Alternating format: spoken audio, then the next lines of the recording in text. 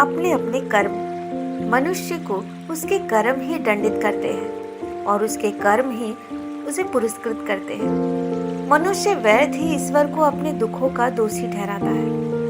व्यक्ति अकेले पैदा होता है और अकेले मर जाता है और वो अपने अच्छे और बुरे कर्मों का फल खुद ही भुगतता है। दोस्तों, आज की कहानी इसी पर आधारित है। तो चलिए एक नई कहानी सुनते हैं।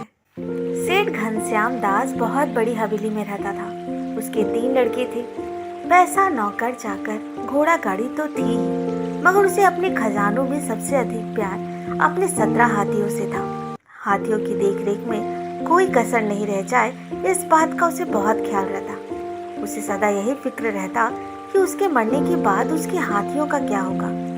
समय ऐसे ही बीतता चला गया और सेठ को महसूस हुआ कि उसका अंतिम समय अब अधिक दूर नहीं। उसने अपने तीनों बेटों को अपने पास बुलाया और कहा, मेरा समय आ गया है। मेरे मरने के बाद मेरी सारी जायदाद को मेरी वसीयत के हिसाब से आपस में बांट लेना।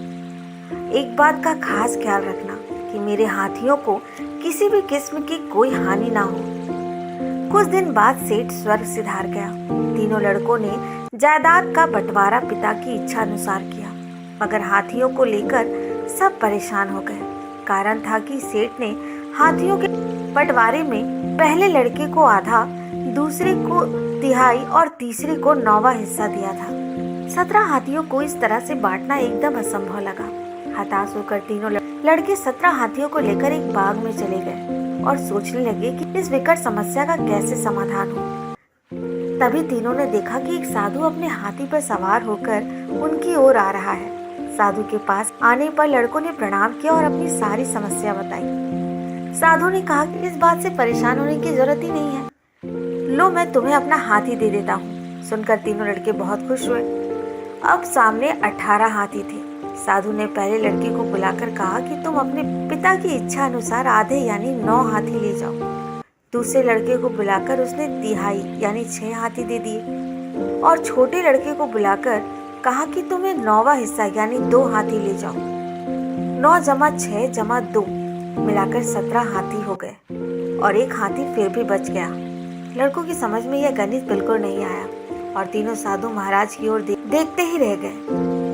उन सबको इस हालत में देखकर साधु महाराज मुस्कुराए और आशीर्वाद देकर तीनों से विदा ले लिए। अपने हाथी पर जिस दिशा से आए थे उसी दिशा चले गए। इधर ये तीनों सोचते रह गए कि साधु महाराज ने अपना हाथी देकर कितनी सरलता और भोलेपन से एक जटिल समस्या को सुलझा दिया।